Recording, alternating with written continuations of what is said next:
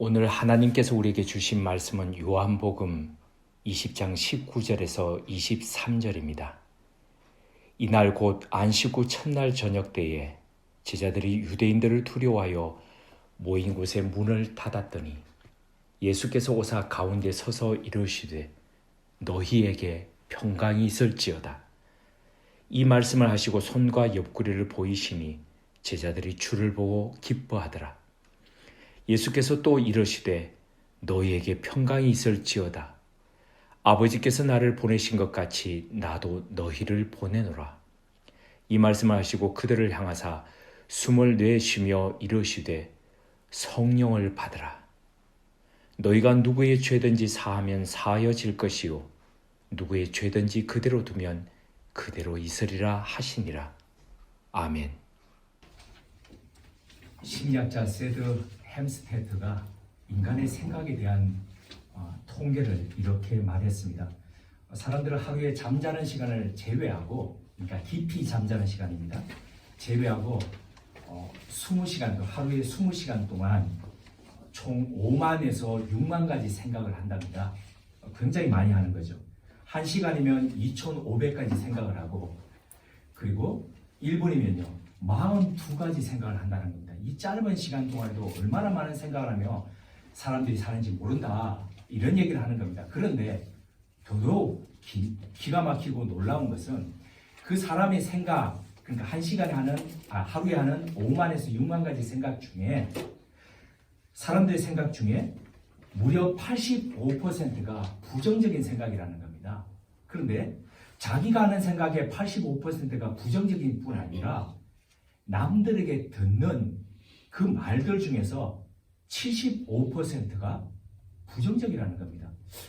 이상하지 않습니까? 왜 사람은 생각하는 것 중에서 그 5만에서 6만 가지 하루 동안에 하는 것 중에서 무려 85%를 그렇게 부정적인 생각을 하고, 왜 남들에게 듣는 이야기, 하루 동안 듣는 이야기의 75%를 다 그렇게 부정적인 이야기를 왜 그렇게 들으면서 살아갈까요?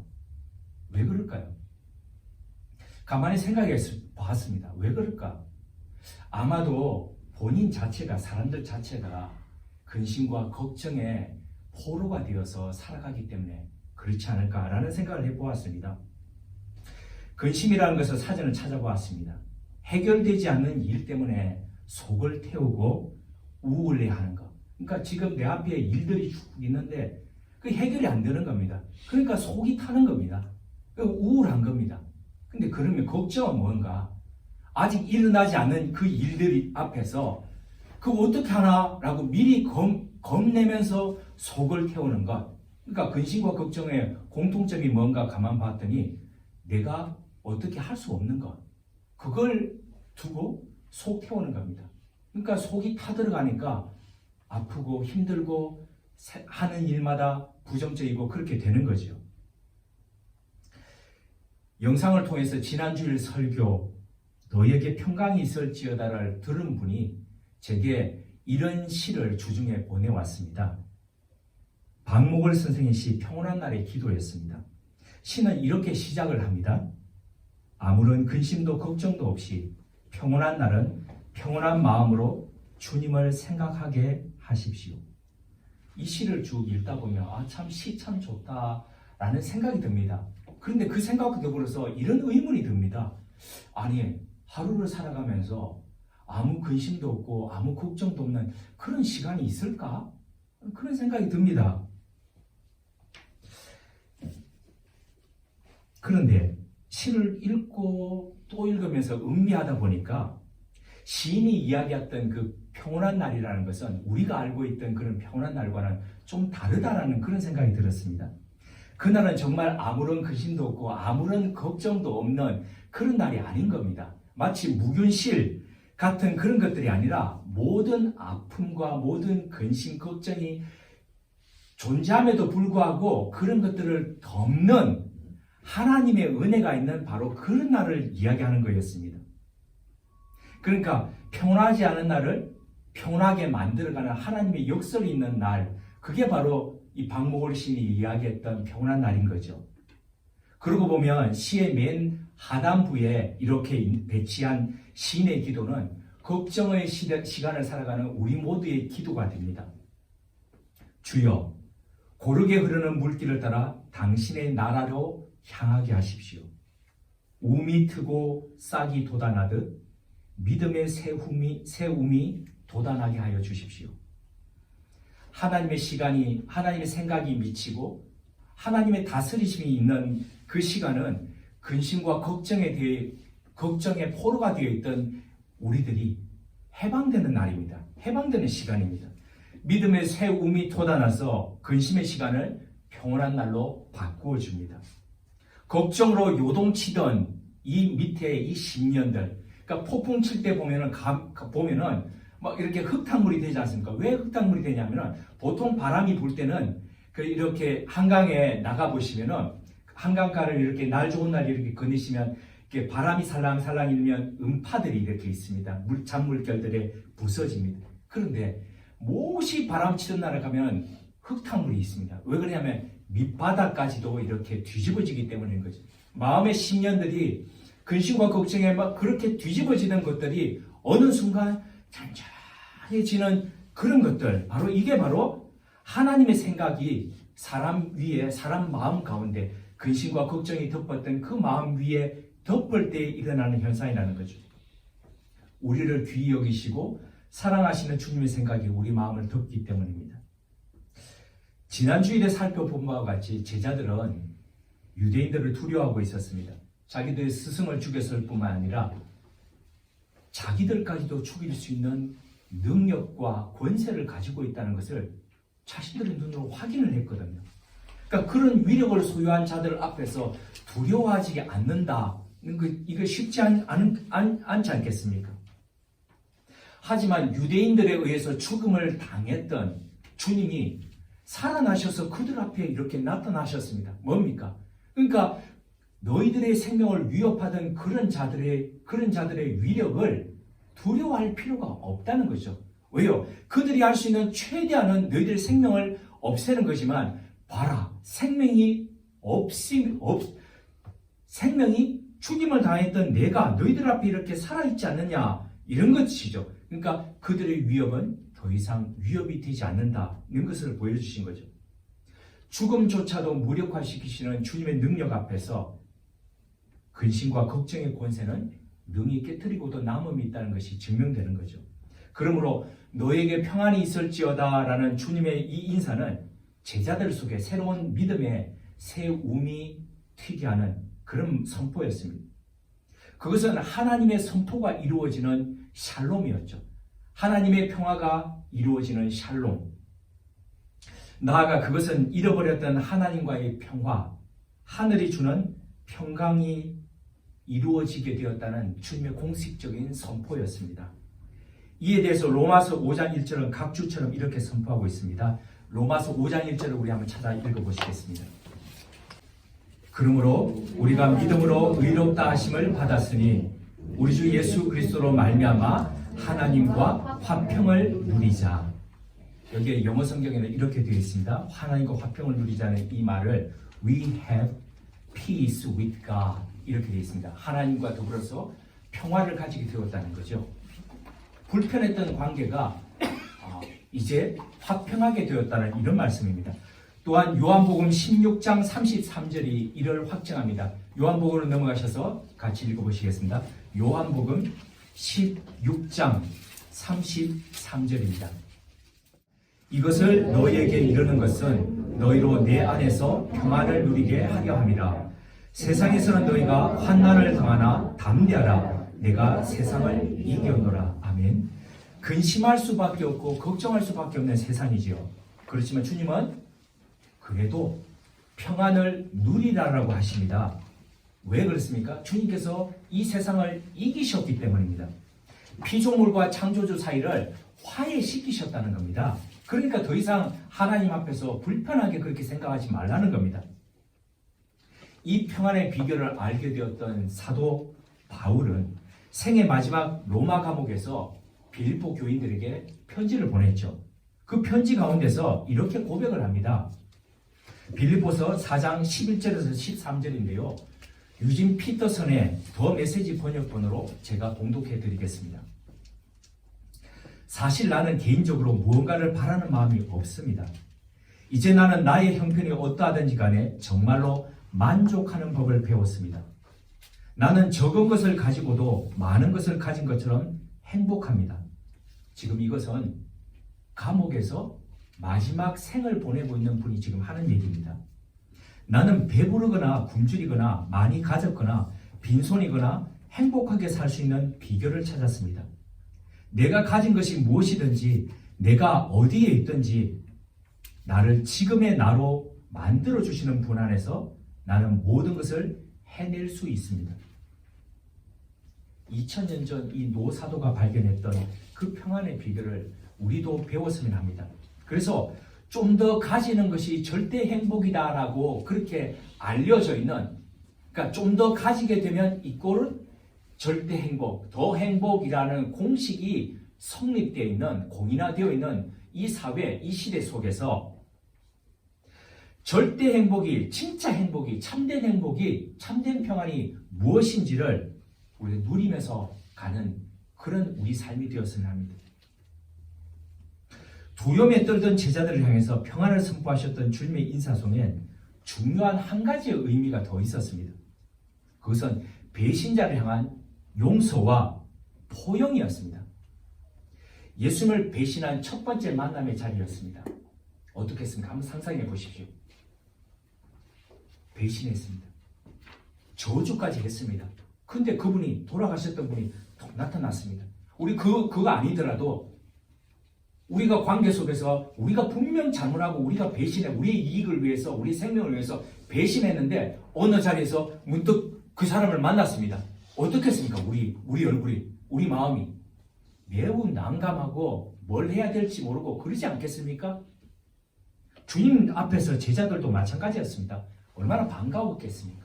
그런데 반갑기는 반갑지만 얼마 전까지 자기들이 했던, 며칠 전에 했던 그게 생각나서 매우 난감하고 어색했지 않겠습니까?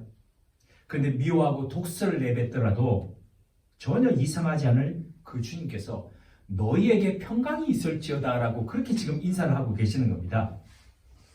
이것은 바로 당사자인 예수님에 의한 용서와 포용의 메시지였습니다. 평강의 인사에 이어서 주님은 제자들에게 손과 옆구리를 보이셨습니다. 누가복음 24장 40절에 보면은 요한복음 지금 손과 옆구리를 보이셨다라고 하는데 이 누가복음에서는 손과 발을 보이셨다라고 합니다. 그럼 이 종합해 보면 무슨 뜻이냐면은 주님은 손과 발을 보이시면서, 손과 발은 왜 보이십니까? 여기에 못자국이 있는 겁니다. 그러니까 손과 발을 보이시면서 옷을 걷어서 올리시면서 옆구리에 창자국까지도 보여주셨다는 겁니다. 그러니까 주님의 상처난 몸, 그 몸들을, 흉터난 몸들을 다 보이셨다는 겁니다. 이것은 실제로 주님께서 십자가에서 돌아가셨다는 것을 증명하는 겁니다. 왜냐하면 요한복음을 기록할 이때에 서기 90년경에 왜 요한이 이런 부분을 기록해 두었겠습니까? 그 당시에 영지주의자들이 예수님 실제로 죽은 거 아니야, 그거. 이 세상에도 실제로 오신 게 아니고, 마치 이것처럼 이렇게 있으면은, 실제가 하늘에 있으면 그림자가 여기 밑에 비치는 것처럼 그림자로 오셨기 때문에 실제로 고난당한 것도 아니야 라는 이런 영지주의의 의견들이 초대교회 가운데 팽배했었거든요. 점점 번져갔었거든요. 그러니까 뭡니까? 부활도, 고난도 믿지 않고 부활도 그렇게 믿지 않는 겁니다. 이런 속에서 주님은 실제로 고난당하셨고 실제로 그 흉터를 가지고 우리 앞에 나타나셔서 보여주셨다, 이런 부분을 기록하는 겁니다, 지금. 그러니까 초기 공동체 가운데 문제 있었던 것을 해결하기 위해서 요한이 이렇게 기록해 두었던 겁니다. 나아가 이것은 죄책감에서 제자들을 자유케 하시는 주님의 배려였습니다. 못자국 난 손과 발을 보이시면서, 그리고 옷을 걷어 올려서 창자국까지 보이신 이 부분은 좀 가만히 읽다 보니까 이런 느낌이 들었습니다. 제자들 가운데 쓰셨지 않습니까? 이렇게 앞이 아니라 가운데 쓰셔가지고 내 손 봐, 내 손 안 봐, 내 발 안 봐, 그리고 옷을 걷으시면서 여기 옆구리에 창자국 안 봐. 내가 실제로 정말 고난받았고 실제로 그렇게 죽었어. 그런데 이렇게 살아났잖아. 이렇게 부활했잖아. 그러니까 더 이상 미안해하지도 말고 더 이상 죄책감 속에서 그렇게 있지 말고 나를 배신했던 것, 나를 배반했던 것 거기서부터 이제는 자유했으면 좋겠어. 이런 메시지 같다는 거죠. 그러자 제자들은 이런 주님을 보고 그 다음 보면 20절 보면 기뻐했다라고 그럽니다. 드디어 마음에서 기뻐했다는 겁니다. 제자들이. 이 기뻐하는 게 마음속에서 이렇게 죄책감으로 미안함으로 쭉 있던 그게 이제 쑥 녹는다는 겁니다. 그런 제자들을 향해서 주님은 그 다음 말씀을 이어가시는데요. 이 주님의 말씀을 가만히 이렇게 읽고 또 읽다 보니까 며칠 전에 한 사람의 그 남긴 인생과 그리고 말이 이렇게 이 말씀의 그림자처럼 이렇게 다가왔습니다. 세상에서 가장 가난한 대통령으로 알려졌던 사람이 전 우루과이 대통령 호세 무히카입니다. 그러니까 보면 어떤 삶을 사는지 이렇게 쭉 나와 있지 않습니까? 그러니까 아주 오래된 그 폭스바겐 비트를 타고 다니면서 부인과 더불어서 그 아무런 다른 가족은 없습니다. 유일한 가족이 어떻습니까? 다리 하나가 없는 강아지를 하고 더불어서 그렇게 살아가는 겁니다. 재임 당시에도 그 월급의 대부분을 그냥 그러니까 무주택자를 위해서 그렇게 내놓고 했던 그런 분이죠. 근데 이분이 지난 20일 85세의 나이로 정계를 완전 은퇴했습니다. 1960년대 독재 정권에 맞서가지고 게릴라 지도자로서 그렇게 활동하다가 잡혀가지고 무려 15년간 옥살이를 당했습니다. 이후 본격적으로 정치에 뛰어들었던 이분이 점점 직책을 이렇게 하다가 마침내 대통령까지 되었죠. 한 나라의 대통령이라는 것은 절대 권력을 가지는 겁니다. 그런데 이분이 그런 권력을 가지고 난 뒤에 어떻게 했냐면은 그 반대 세력에게 어떤 보복도 하지 않았습니다. 그런 분이 상원에서 했던 마지막 고별사가 많은 분들에게 큰 울림을 주고 있습니다. 다음은 그 고별사의 한 부분입니다. 증오는 불길입니다. 불타는 사랑은 뭔가를 창조하지만 증오는 우리를 파괴합니다. 나는 수십 년 동안 내 정원에 증오를 키우지 않았습니다.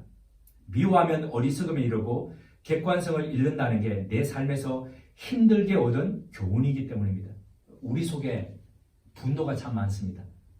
외국인들도 한국 사람들은 그냥 길 가다가 건드리면 버럭하고 화낼 것 같아 라는 그런 제 칼럼을 보면서 참 낯이 참 뜨거웠던 적이 있는데요.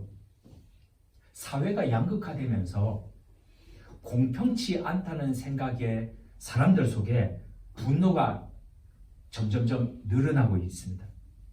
나만 억울하다는 이 상대적 박탈감이 어느 순간 이렇게 눌리고 있다가 주변 사람들에게 순간 이렇게 폭발을 합니다. 똑같지 않은 조건 속에서 경쟁하다가 내가 밀린다라는 그런 생각을 하다 보니까 더 억울해하고 화낼 일이 많습니다. 이런 면에서 호세 무히카가 했던 이 말 중에서 한 문장이 참 마음속에 계속 남았습니다. 나는 수십 년 동안 내 정원에 증오를 키우지 않았습니다. 주님의 정원엔 배신한 제자들을 향한 증오가 심겨져 있지 않았습니다. 자라지 않았습니다. 그러므로 너희에게 평강이 있을지어다 라고 이 말씀을 반복했던 주님의 인사는 미안해하고 죄책감을 가지던 제자들을 향한 화해의 메시지였습니다.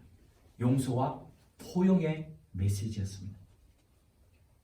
흉터로 선명했던 주님의 손과 발 그리고 옆구리를 보며 기뻐하던 제자들이 그 제자들을 향해서 주님은 다시 한 번 더 너에게 평강이 있을지어다 똑같은 말씀을 지금 하시는 겁니다.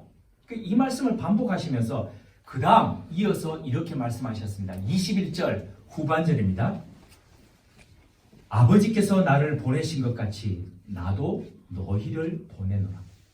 하나님 아버지께서 지금 예수님을 보내신 것처럼 이 세상에 보내신 것처럼 예수님도 제자들을 지금 보내신다라고 지금 말씀하고 있는 겁니다. 그러니까 이게 무슨 뜻일까요?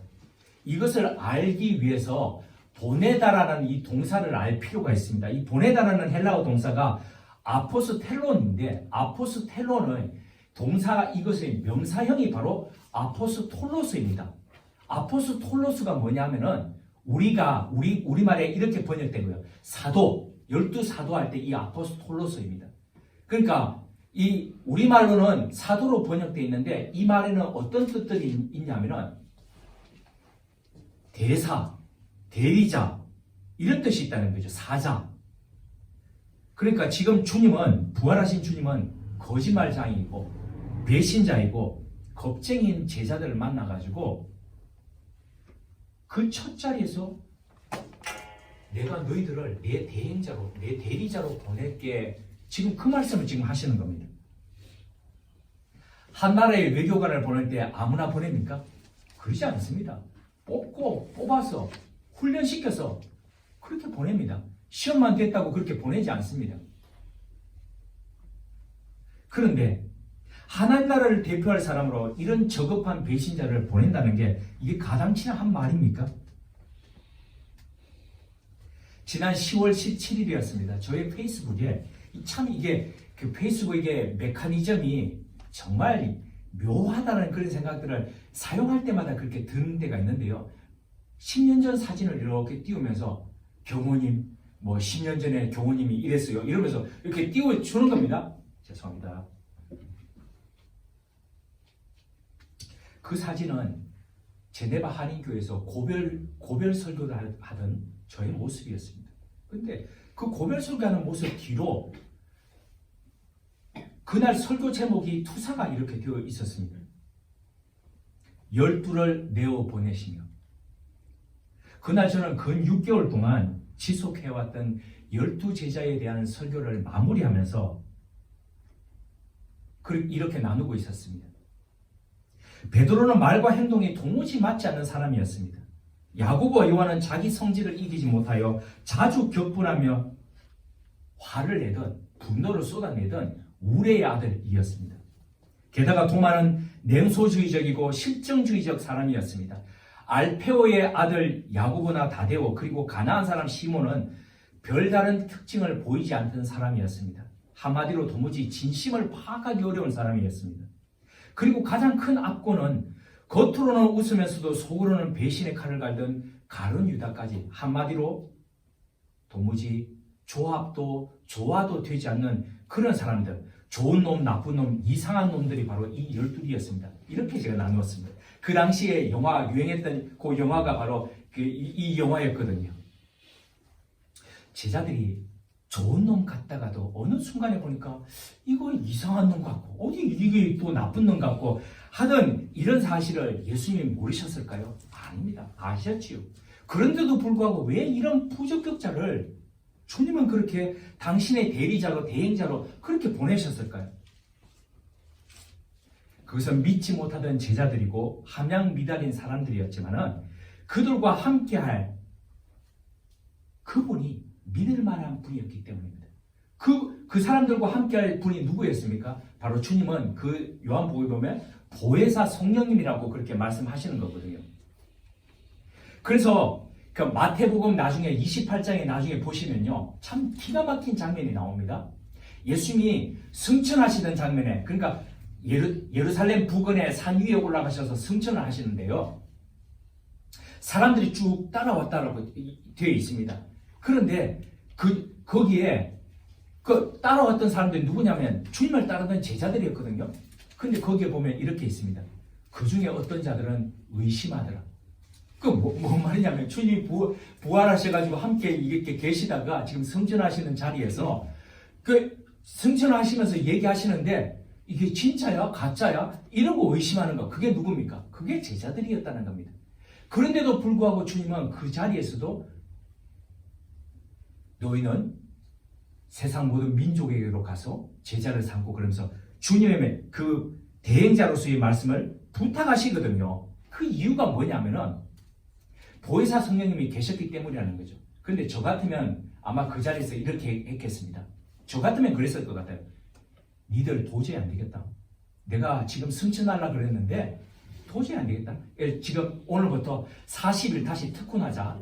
40을 다시 하자. 그래서 어디로 데리고 와가지고 수련장에서 죽도록 기도시키고 죽도록 훈련시키면서 제대로 만들어 놓고 그러고 가는 거 아마 그랬을 것 같습니다. 그런데 주님은 가시더라는 거죠. 왜요?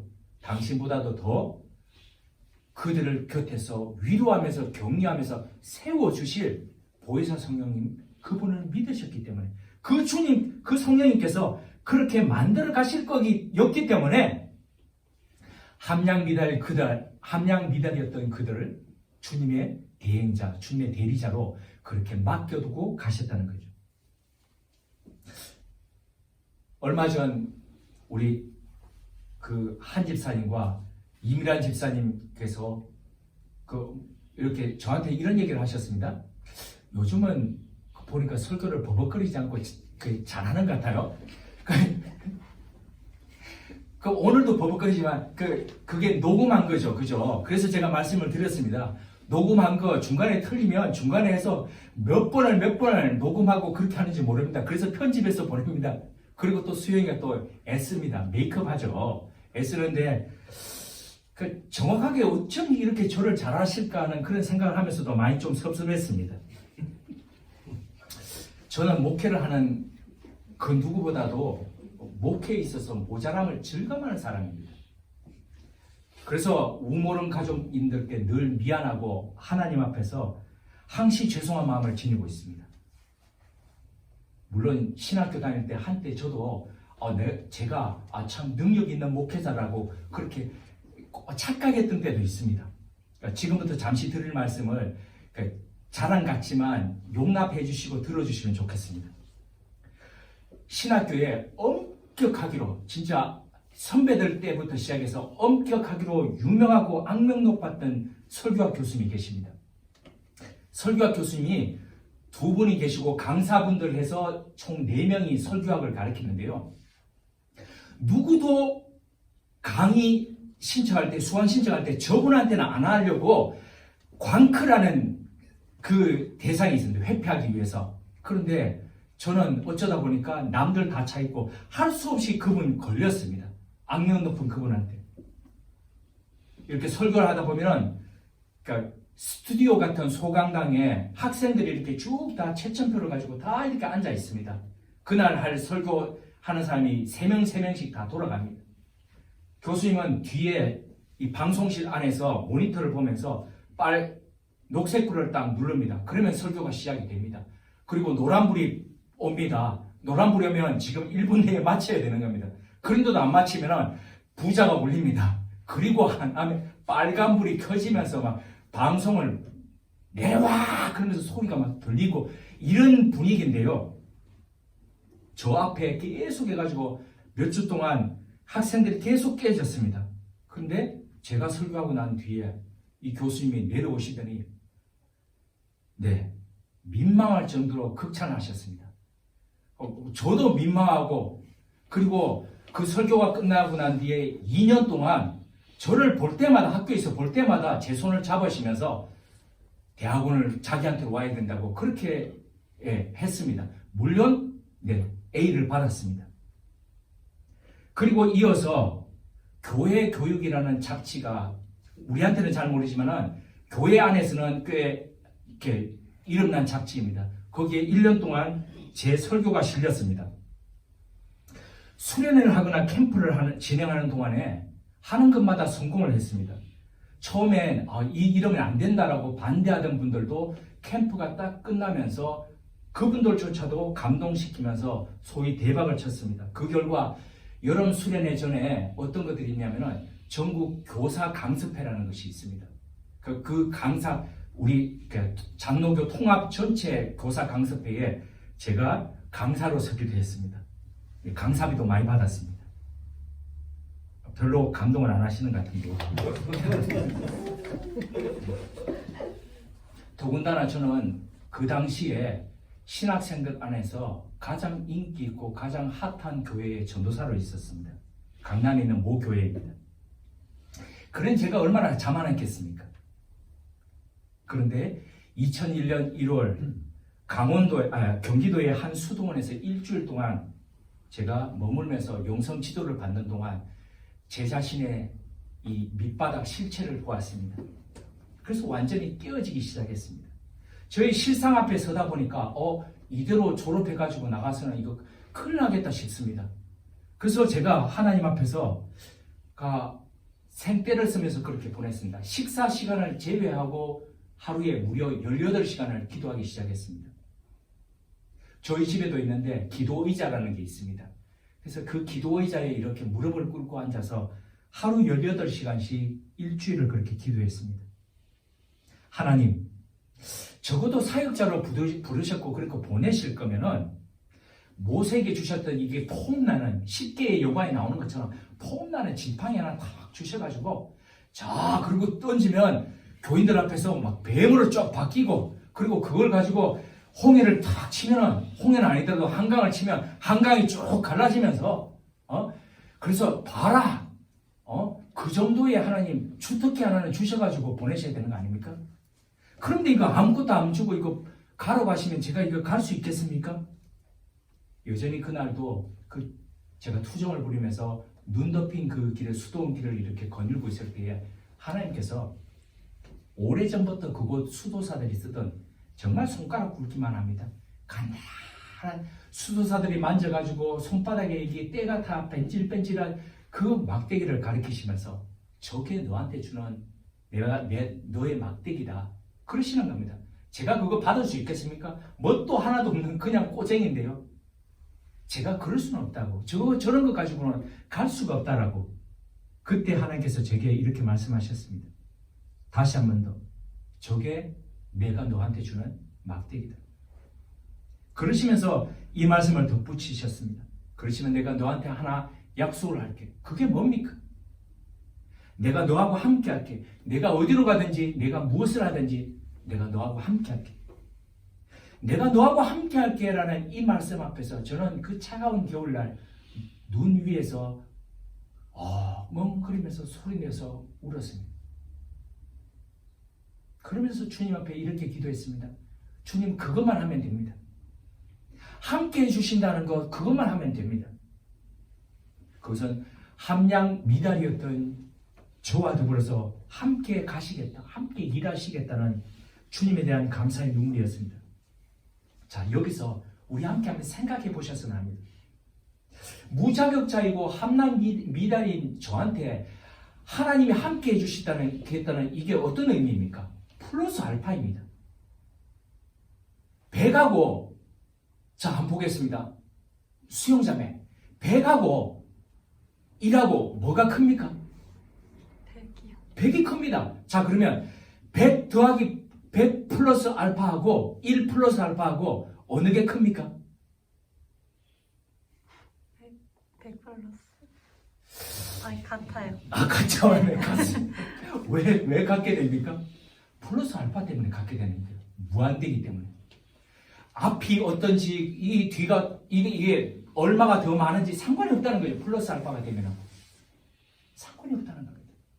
이런 능력이 갖게 되면 어떻습니까? 이런 분이 함께 해주시겠다면 제가 아무것도 안 해도 될까요? 저는 그냥 다 놓고 그냥 손 놓고 주님이 함께 하신다니까 이러고 살아갔으면 됐을까요? 그렇지 않습니다. 저는 늘 지금까지 그 말씀을 들은 그 약속을 들은 이후 지금까지 늘 제 부족함에 몸부림쳤습니다.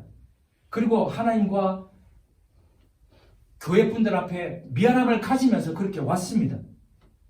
그것을 조금이라도 어떻게 상쇄시켜 보려고 없애보려고 몸부림쳤습니다. 1년이면 토요일 둥불출하면서 그렇게 살았습니다. 저의 연약함 속에 하나님의 은혜를 담으려고, 저의 부족한 이 언어 능력 속에 늘 버벅거리는 속에 어떻게 하면은 주님의 말씀이 더 잘 전달될 수 있도록 할까, 그렇게 몸부림쳤습니다. 그렇게 내디디면서 한 발 한 발 그렇게 왔던 겁니다. 일명 신인협동설입니다. 이 신학적 용어인데요. 신인협동설이라는 것은 이겁니다. 하나님과 사람이 어떻게 해요? 같이 만들어가는 것입니다. 구원론인데요. 근데 이게 이 구원론이 자, 양념반 후라이드 반처럼 이렇게 구성되어 있다, 이런 것들이 아니라 자칫 잘못하면은 그러면 인간이 협동 안 하면은 하나님이 우리를 구원시키지 못한다는 거야? 이런 뜻이 아니라 절대적인 하나님의 은혜가 당연히 선제되어야 되죠. 그런데 어떻습니까? 거기에 따른 인간의 반응, 인간의 참여가 같이 가야 된다는 겁니다. 그래서 너희 구원을 예수 그리스도로 더불어서 구원이 우리에게 임하지만, 그죠? 다른 길은 우리에게 주신 일이 없느니라. 뭐요? 예수 그리스도 이외에 사도행전 4장 12절에 말씀하듯이, 그렇지만 뭡니까? 날마다 너희 구원을 이루라는 말씀처럼 구원은 우리가 반응하면서 이루어가는 거죠. 그러니까 하나님의 플러스 알파가 있지만 그 플러스 알파에 반응하면서 그렇게 걸어가야 된다는 겁니다. 그게 바로 하나님의 은혜에 따른 인간의 책임이라는 겁니다. 오늘은 종교개혁 503주년을 기념하는 주일입니다. 워낙 오랜 전염병 가운데서 이렇게 진행되어 오다 보니까 종교개혁이다 이런 것들이 참 어떤 면에서 보면 무색하게 그렇게 느껴질지 모르겠지만, 우리 신앙에 있어서, 이 기독교 역사에 있어서 이 날은 정말 중요한 날이었습니다.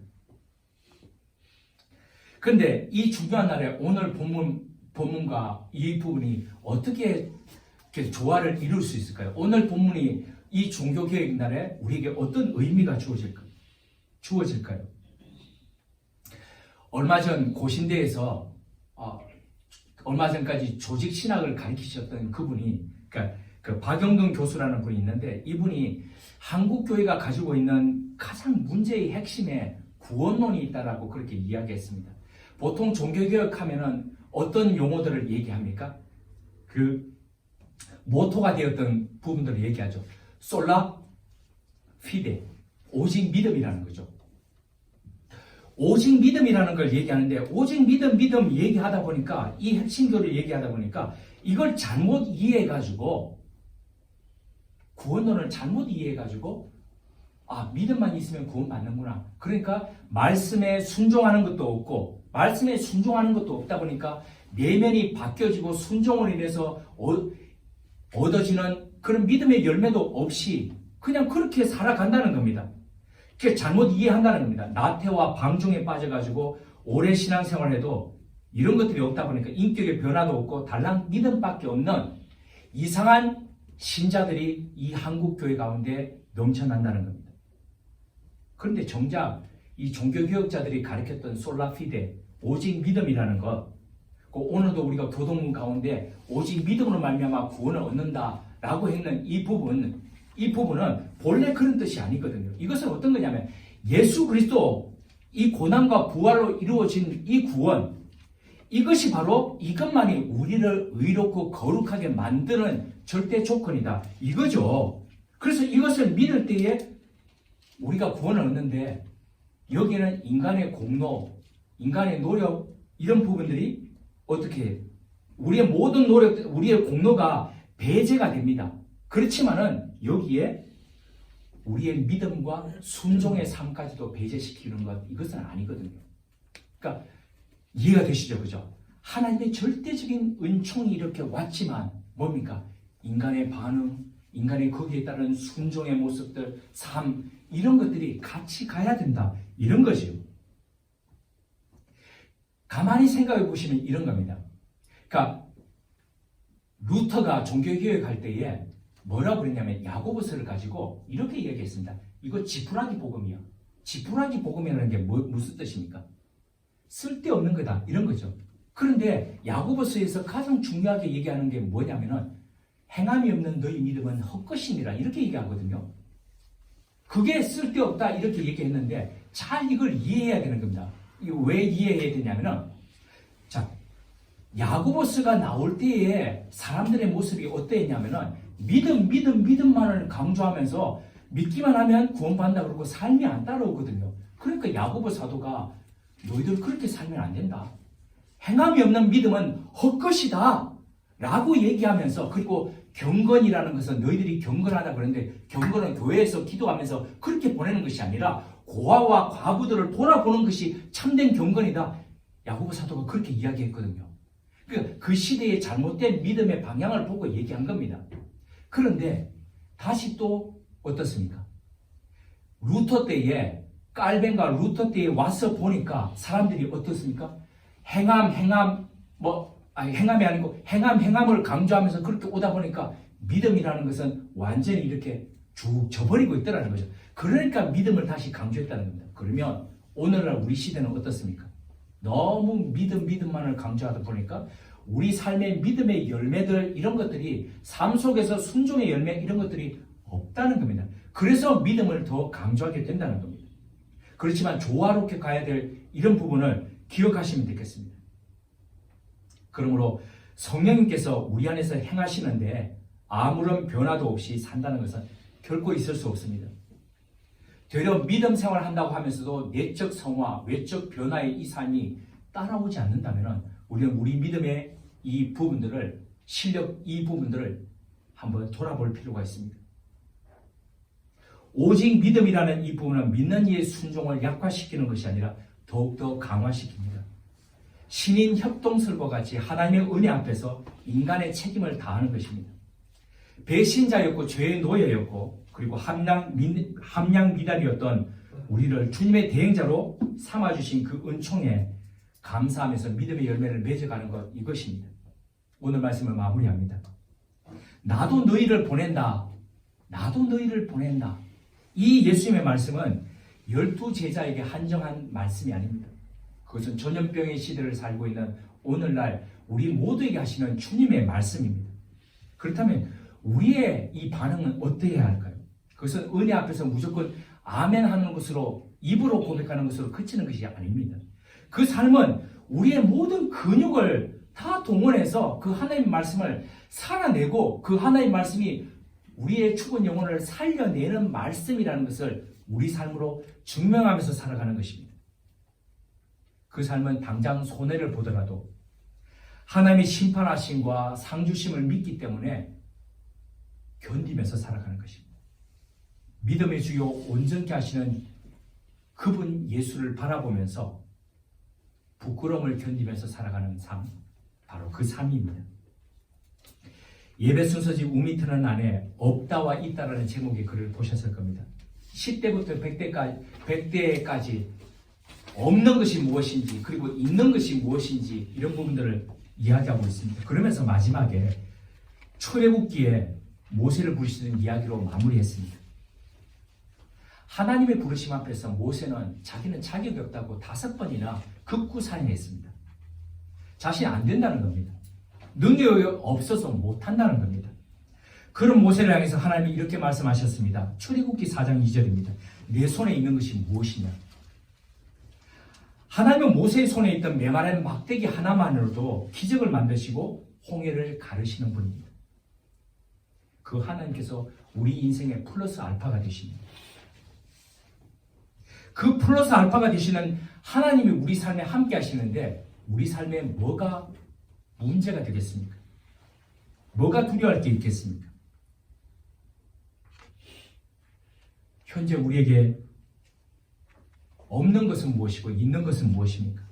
우리는 그것들 중에서 어느 것에 묶여서 우리 삶을 살아가고 있습니까? 나도 너희를 보내노라며 제자들을 파송하셨던 예수님은 오늘 우리를 주님의 대행자로 보내십니다. 이제 주님의 대리자로 우리 삶의 현장을 살아갈 때입니다. 주님께서 보내셨고 그리고 주님께 파송받은 대사요 사도로 살아갈 때입니다. 감당할 수 없는 이 은혜 앞에서 우리 손에 있는 것으로 최선을 다해서 주님의 대행자로 삶을 살아낼 때입니다. 함께 기도하시겠습니다. 하나님, 우리로 그날을 살게 하옵소서. 아무런 근심도 걱정도 없는 날이 아니라 그 모든 것을 감사하는 하나님의 날을 살게 하옵소서. 고르게 흐르는 시간의 물결을 따라 점점 더 하나님의 나라에 가까이 가게 하옵소서. 근심과 걱정의 시대 위에서도 믿음의 세움을 싹 틔우는 신앙의 사람 되게 하옵소서. 하나님, 우리의 정원엔 증오의 씨앗을 키우지 않게 하옵소서. 억울하다는 원망과 박탈감으로 시간을 허비치 않게 하옵소서. 우리 가진 것이 무엇이든지 우리가 어디에 있든지 하나님 안에서 자족과 평안의 비밀을 간직한 자로 살게 하옵소서. 비록 우리가 함량 미달이고 저급한 배신자였을지라도 믿고 맡겨주신 주님의 뜻을 바라보며 일어서는 사람 되게 하옵소서. 우리에게 없는 것에 주목하고 함몰되어 살아갈 것이 아니라 우리 손에 있는 것이 무엇인지를 보며 하나님의 역사를 기대하는 믿음의 사람으로 살게 하옵소서. 그리하여 부끄러움 많은 우리 삶일지라도 보내심을 받은 사람으로 최선의 경주를 다함으로 하나님 나라가 이 땅에 이루어지게 하옵소서. 하나님, 교회가 환영받지 못하고 기독교 신앙이 조롱당하는 시대 앞에서 겸허히 우리를 돌아보게 하옵소서. 주시는 은총에 합당한 삶으로 반응하지 못하고 책임을 다하지 못했던 생활에서 이제 돌아서게 하옵소서. 그리하여 특정 교회나 부정을 저지른 종교 지도자만 탓할 것이 아니라 우리 자신의 참된 변화, 책임을 다하는 신앙으로 살게 하옵소서. 그로 인해 이 시대의 종교개혁, 참된 신앙의 개혁이 일어나게 하옵소서. 아버지께서 나를 보내신 것 같이 나도 너희를 보내노라는 우리 주 예수 그리스도의 이름으로 기도드립니다. 아멘.